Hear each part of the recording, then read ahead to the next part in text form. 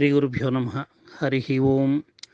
ఓం గణనాన్త్వా గణపతిగుం హవామహే కవిం కవీనాముపమశ్రవస్తమం జ్యేష్ఠరాజం బ్రహ్మణాం బ్రహ్మణస్పత ఆనశృణ్వన్నోతిభిः సీదసాదనం. ఓం శ్రీ మహాగణాధిపతయే నమః.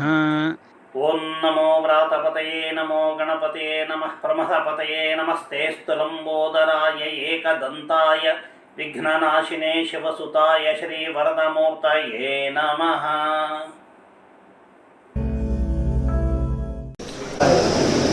ఇక్కడ ఈ ప్రక్రియ గౌట్ అర్థరైటిస్ అంటారు.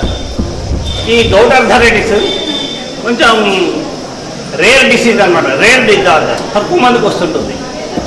ఈ గౌట్ అర్థరైటిస్ అనేది ఎందుకు వస్తుందంటే మనం తిన్న ఆహారంలోని ప్రోటీన్లు అవి జీర్ణమయ్యే సమయంలో రెండు వేస్ట్ పదార్థాలు ఉత్పన్నమవుతాయి. దాంట్లో ఒకటి యూరిక్ యాసిడ్. ఈ యూరిక్ యాసిడ్ శరీరంలో ఉండేటువంటి జాయింట్స్ దగ్గర పేరుకుపోతుంది. అది భుజం దగ్గర కావచ్చు, వేళ్ళ దగ్గర కావచ్చు, ఖాళీ బొటన వేళ్ళ దగ్గర కావచ్చు, ఇట్లా జాయింట్స్ దగ్గర అది యూరిక్ యాసిడ్ పేరుకుపోతుంది. ఈ జాయింట్ దగ్గర యూరిక్ యాసిడ్ పేరుకుపోయిన తర్వాత ఆ జాయింట్ విపరీతంగా హార్డ్ అయిపోయి జాయింట్ విపరీతమైన నొప్పి వస్తుంది. ఈ గౌట్ అర్థరైటిస్కి ఇంతవరకు ఏ శాస్త్రంలోనూ అంటే ఏ వైద్య విధానంలోనూ దీనికి పరిష్కార మార్గం లేదు. దీనికి ఇక్కడ మనం పరిష్కార మార్గం చూపిస్తాం. ఇక్కడ కృష్ణుడు ఫోటో ఉంది. ప్రోటీన్లు అంటే ఏంటి? మనకు శరీరంలో అత్యంతగా బలాన్ని ఇచ్చేవి ప్రోటీన్లు. శరీరానికి బలాన్ని ఇచ్చే పదార్థాలు ప్రోటీన్లు. వాటిని మాంసకృతులు అని తెలుగులో అంటాం. ఇక ఒక చిన్న కథ మనం గుర్తు చేసుకోవాలి. రామరావణ యుద్ధం అయిపోయిన తర్వాత శ్రీరామచంద్రుడు ఆ వానరులందరికీ మీరు నాకు ఇంత సహాయం చేశారు కదా, మీకు ఏమేమి కావాలో అడగండి, నేను ఇస్తాను అని అన్నారు. వానరులందరూ వాళ్ళకు తోచిన విషయాలు అడిగారు. శ్రీరామచంద్రుడు ఇచ్చాడు. తర్వాత రామచంద్రుడు జాంబవంతుడిని అడిగాడు, జాంబవంత నువ్వేమీ అడగలేదు ఏమిటి అని. జాంబవంతుడు వానరులు అందరిలో కల్లా బలమైన వాడు. జాంబవంతుడు విపరీతమైన బలం కలిగిన వాడు. కాబట్టి వానరులందరూ కూడా జాంబవంతుని చాలా గౌరవంగా భక్తిగా సేవించేవాడు. తనకి అందరికన్నా ఎక్కువ బలము ఉంది అనేటువంటి ఒక గర్వం జాంబవంతుడికి ఉంది. జాంబవంతుని శరీరం కూడా చాలా దృఢగాయడు అనమాట. ఎత్తుగా ఉంటాడు, బలిష్టంగా ఉంటాడు. శ్రీరాముడు అట్లా ఉన్నాడు, మామూలు మనిషిలాగానే ఉంటాడు. ఆయన దృఢగాయుడు కాదు, ఆజానుబాహుడు కాదు, దృఢగాయుడు కాదు. ఈ జాంబవంతుడికి అనుమానం వచ్చింది. రావణాసురుణ్ణి అయితే చంపాడు కానీ రాముడు నాతోటి ద్వంద్వ యుద్ధంలో నిలబడగలడా అని అనుమానం వచ్చింది. అనుమానం వచ్చి ఆయన జాంబవంతుడు రాముడు వారిని ఏమడుగుతాడంటే, స్వామి నాకు మీతోటి ద్వంద్వ యుద్ధం చేయాలనుంది, ఆ కోరిక తీర్చండి అని అంటాడు. చూడండి ఏమడిగాడు.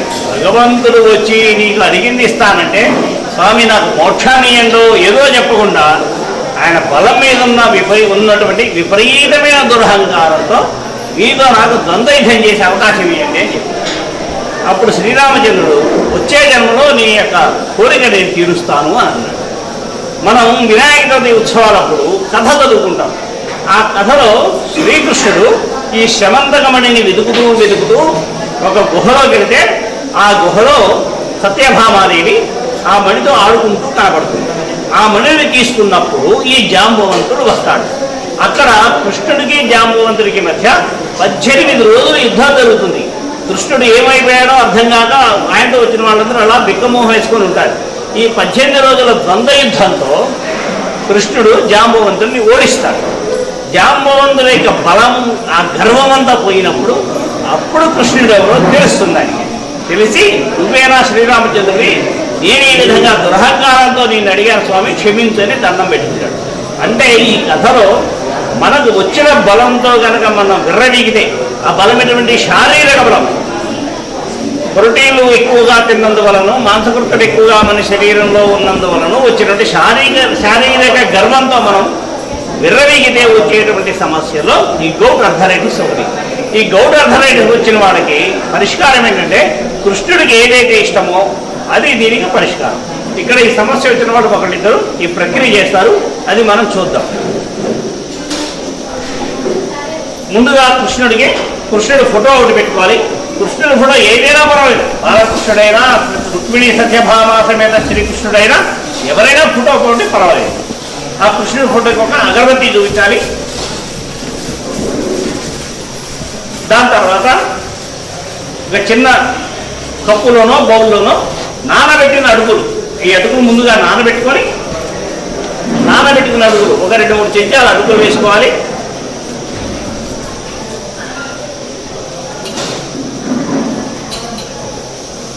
ఆ అటుకుల పైన ఒక బెల్లం వేసుకోవాలి.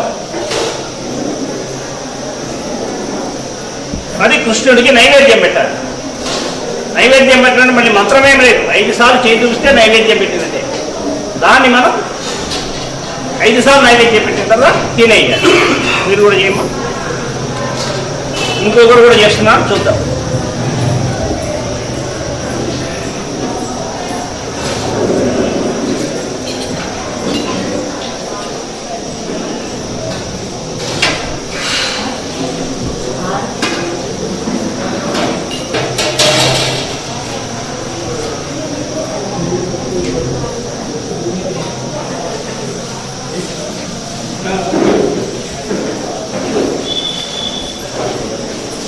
అటుకులు తగినంత ముందుగా నానబెట్టుకోవాలి.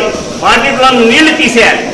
నీళ్లు తీసేసి ఇట్లా కప్పులో వేసుకొని బెల్లం నైవేద్యం పెట్టి తినాలి. ఇప్పుడు ఈ ప్రక్రియ చేసిన వాళ్ళు 4-5 రోజులుగా ఈ ప్రక్రియ చేస్తున్నారు. వీళ్ళ యొక్క అనుభవం ఏంటో మనం విందాం ఒకసారి. నాకు గుడి పూజ నాకు నొప్పి వచ్చేసింది. బాగా నొప్పి వస్తుంటే ఆ గురువు గారిని అడగడం జరిగింది. గురువు గారిని అడిగిన తర్వాత ఈ విధంగా చేయమని చెప్పేసి క్రియ చెప్పినట్లయితే చేశాను. 4-5 రోజులు చేశాను. చేసిన తర్వాత కొంచెం భుజం నొప్పి తగ్గటం మొదలుపెట్టి. ఈ పేరు చెప్పలా? ఇక్కడ నా పేరు సీతిరాజు ఆంజనేయులు. మాచల్ నుంచి ఇక్కడికి వచ్చాను. వాలంటీర్ దగ్గర కూడా పనిచేస్తున్నాను. 4-5 రోజులు చేయటం వల్ల ఈ భుజం నొప్పి తగ్గడం ప్రారంభించింది. మీరు చెప్పండి పేరు, ఎక్కడి నుంచి? పేరు వెంకట నరసమ్మ. 3 డేస్ క్రితం నాకు బాగా నొప్పిగా ఉంటేను ఆ తమలపాకు ప్రసాదం తిన్నాను. నడువు నొప్పి తగ్గింది కానీ గోడ నొప్పి తగ్గలేదు. గోడ నొప్పికి కృష్ణుడి ప్రసాదం రాశారు. ఈ 3 రోజులు తిన్నాక కొంచెం చాలా రిలీఫ్గా ఉంది. బాగుంది. ఇంతకుముందు మీరు గోడ అసలు పైకి లేపలేనున్నారు కదా, ఇప్పుడేమో కొంచెం లేపగలుగుతున్నారా? కొంచెం ఇంతకుముందు అసలు గోడ పైకి లేపలేని చూపించేవారు చాలాసార్లు. కొంచెం రిలీఫ్ నొప్పి అయితే లేదు, కొంచెం అటు ఇటు కదలేదు. నొప్పి లేదు, కొంచెం అటు ఇటు కదిలించడం బాగా వీలవుతుంది. స్వస్తి. ఏతత్ ఫలం సర్వం శ్రీ గంగా పార్వతీ సమేత ముక్తేశ్వర స్వామి దేవతార్పణమస్తు. ఓం తత్సత్ బ్రహ్మార్పణమస్తు. అయితే ఈ ప్రక్రియలు అన్నింటిలో ఉన్నటువంటి ఒక ముఖ్యమైన విషయం ఏమంటే, ఇంట్లో ఎవరైనా మహిళలు నెలసరి రోజుల్లో ఉంటే ఆ ఇంట్లో వాళ్ళు ఎవ్వరు కూడా ఈ ప్రక్రియలు చేయకూడదు. మిగిలిన వాళ్ళు, మగవాళ్ళు కానీ పిల్లలు కానీ ఎవ్వరు ఈ ప్రక్రియలు చేయకూడదు. ఆ ఇంట్లో మహిళకి 5వ రోజు అందరూ తలస్నానం చేయాలి. ఇంట్లో ఉన్న వాళ్ళందరూ తలస్నానం చేయాలి. పసుపు నీళ్ళతో ఇల్లంతా శుద్ధి చేసుకోవాలి. ఆ 4 రోజుల పాటు వాడినటువంటి పక్క బట్టలు కానీ మిగిలిన బట్టలు కానీ అవన్నీ తీసేసి ఉతికిన బట్టలు వేసుకొని మళ్ళీ 6వ రోజు నుంచి ప్రక్రియ ప్రారంభించాలి. మీరు ఎంత కష్టపడి ఆ సమయంలో చేస్తే ఇది మొత్తం రివర్స్ అవుతుంది. మనం ఊహించినటువంటి